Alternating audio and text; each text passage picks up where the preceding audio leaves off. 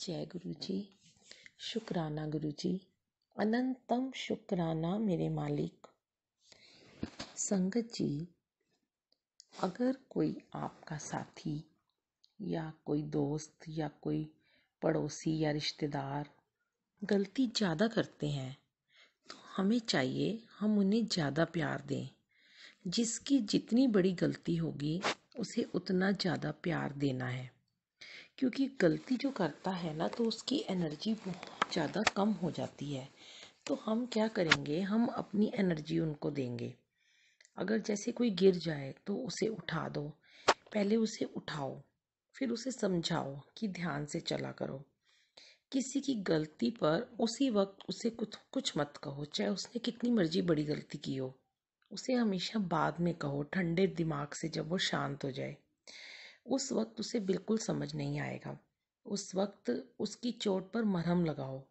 देखो, हमारे गुरुजी भी तो यही करते हैं। जब वो दुख देते हैं तो साथ ही मरहम भी लगाते हैं। दुख क्यों मिलते हैं हमें? क्योंकि गलती हम खुद करते हैं, दुख भी हमें ही मिलेगा। अब नेक्स्ट टाइम हम ये कोशिश करेंगे कि हम गलतियां ना करें। हो जाए तो हम तुरंत समझ लें और खुद को संभाल लें।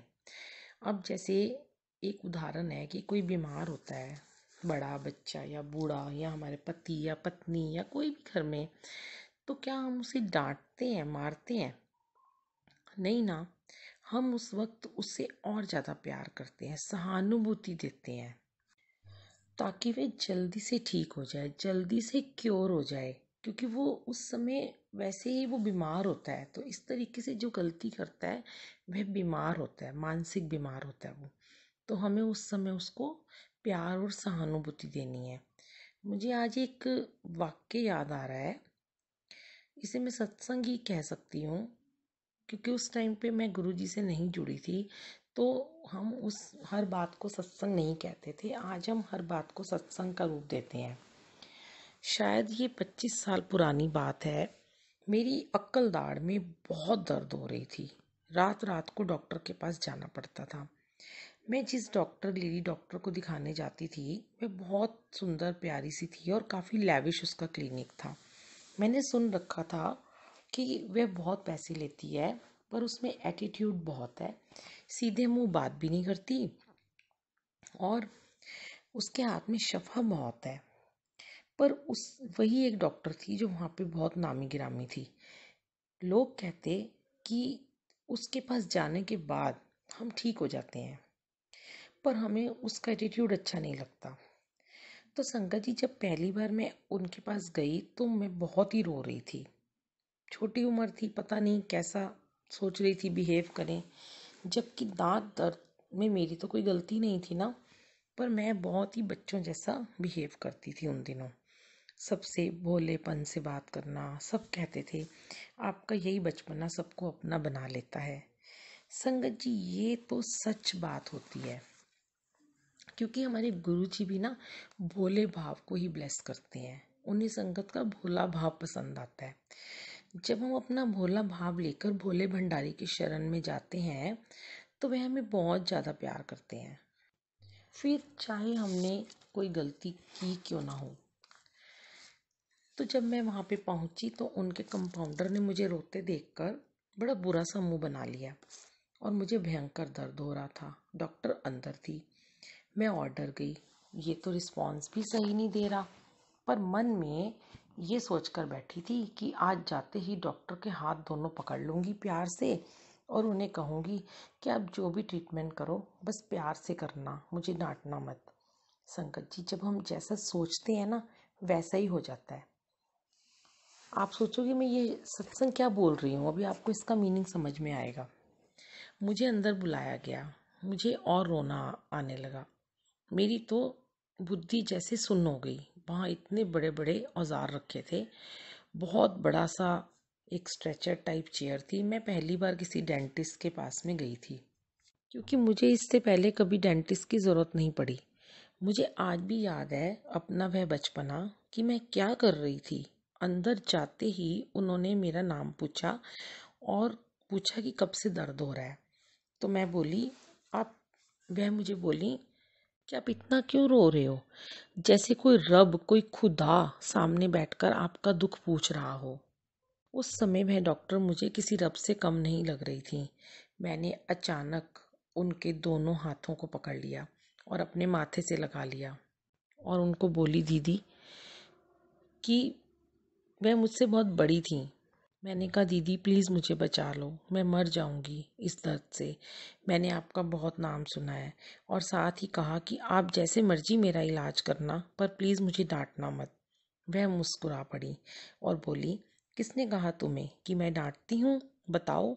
मैंने उन्हें डरते डरते कहा कि सभी कहते हैं आपके हाथ में बहुत शफा है, पर आप प्यार से बिल्कुल बात नहीं करते हो। जाने कहाँ से मुझ में इतनी हिम्मत आ गई थी और मैं बोले चली जा रही थी।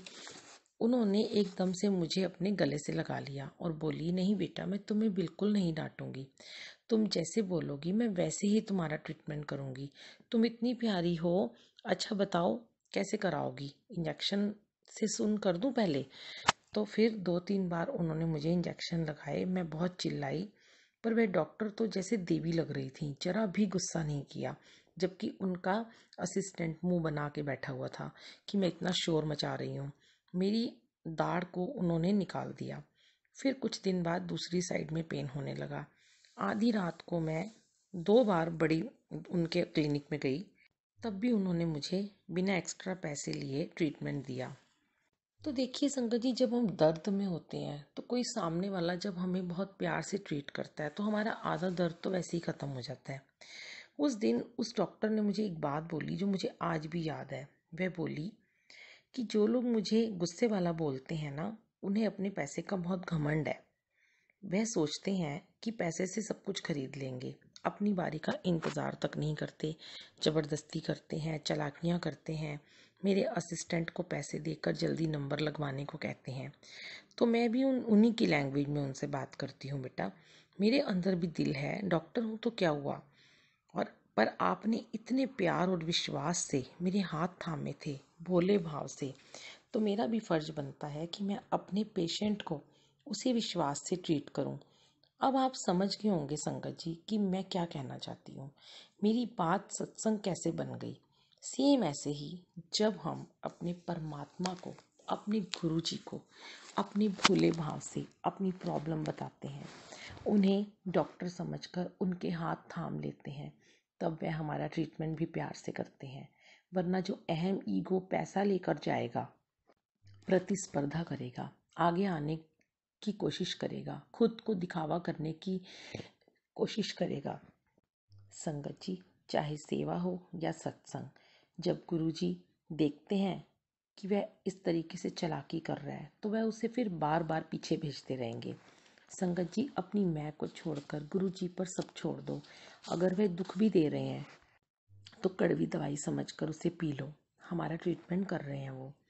हम भी ऐसे बने, गुरु जी को बोले हमें ऐसा बनाओ कि हमारे सामने कोई गलती करता हो या परेशान हो तो हमें भी दिव्य बनकर उसे क्षमा भाव दिखाना है, प्यार से समझाना है, उसे छोड़ नहीं देना। जैसे गुरु जी हमें नहीं छोड़ते। छोड़ते हैं क्या हमें कभी? पर समय देना होगा हमें, खुद को भी और गुरु जी को भी। उनकी बात को मानना होगा, उनके फॉलोअर्स बनना होगा। जैसे वह है उन्हें कहना है, गुरु जी हमें अपने जैसा बनाओ, निर्मल शांत, कभी गुस्सा ना आए, और हम सबकी गलतियों को ऐसे ही क्षमा करते रहें। जय गुरु जी, शुक्राना गुरु जी, अनंतम शुक्राना। जय गुरु जी, शुक्राना गुरु जी।